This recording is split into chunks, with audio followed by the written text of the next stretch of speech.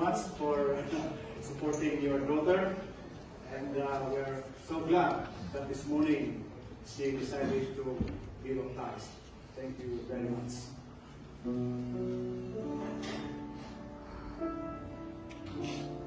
Her favorite text is found in Ephesians 4:2. Be completely humble and gentle, be patient, bearing with one another in love.